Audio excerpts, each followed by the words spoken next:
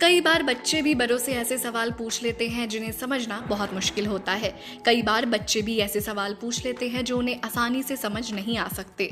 ऐसा है एक सवाल कि चांद रोज क्यों नहीं दिखाई देता है और वो रोज ही पूरा गोल क्यों नहीं दिखाई देता है, या फिर ये रोज अलग अलग आकार का क्यों दिखाई देता है।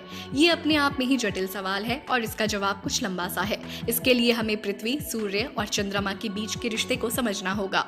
पृथ्वी, चंद्रमा और सूर्य के बीच रिश्ता, इस सवाल के जवाब के लिए हमें कुछ मूल बातें समझनी होंगी। सबसे पहली बात, पृथ्वी, चंद्रमा और सूर्य क्या है। ये तीनों गेंदों की तरह बहुत ही बड़ी वस्तुएं हैं जो अंतरिक्ष में स्थित है। सूर्य बहुत विशाल है और खुद का प्रकाश उत्सर्जित करता है, जबकि पृथ्वी और चंद्रमा बहुत छोटे हैं, जैसे फुटबॉल के सामने राई के दाने। वही चंद्रमा पृथ्वी के 1/4 के आकार जितना बड़ा है और दोनों का अपना प्रकाश नहीं होता।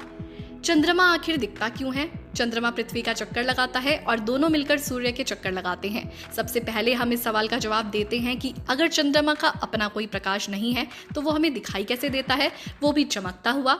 हमें चंद्रमा इस वजह से दिखाई देता है क्योंकि उस पर आने वाला सूर्य का प्रकाश प्रतिबिंबित होकर पृथ्वी पर आता है। इस तरह चंद्रमा आईने का काम करता है। चंद्रमा की पृथ्वी परिक्रमा। अब बात करें चंद्रमा के अलग अलग आकार बदलने की। चंद्रमा पृथ्वी का चक्कर 30 दिन में पूरा करता है।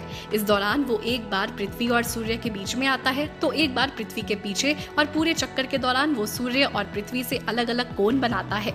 जब चंद्रमा पृथ्वी से आगे आता है तब सूर्य से आने वाली किरणें प्रतिबिंबित होकर पृथ्वी पर नहीं आती और वो दिखाई नहीं दे पाता। ऐसे रात अमावस की रात होती है। कब दिखता है पूरा गोल चंद्रमा? जब चंद्रमा पृथ्वी के पीछे होता है तो सूर्य की किरणें चंद्रमा पर पड़कर पृथ्वी तक सीधे आ जाती हैं और चंद्रमा पूरा गोल दिखाई देता है। ये पूर्णिमा की रात होती है। वही महीने में 2 बार सूर्य, पृथ्वी और चंद्रमा समकोण बनाते हैं।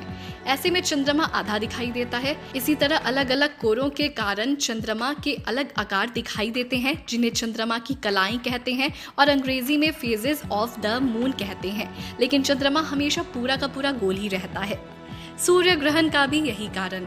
इस प्रक्रिया में चंद्र ग्रहण और सूर्य ग्रहण का रहस्य भी छिपा है। पहले सूर्य ग्रहण को लें। जब चंद्रमा सूर्य और पृथ्वी के बीच में आता है तो चंद्रमा की छाया पृथ्वी पर दिखाई देती है और इस दौरान उस छाया पड़ने वाले इलाके में सूर्य दिखाई नहीं देता। इसे सूर्य ग्रहण कहते हैं। इसलिए सूर्य ग्रहण हमेशा अमावस की रात वाले समय के आसपास दिन के वक्त होता है।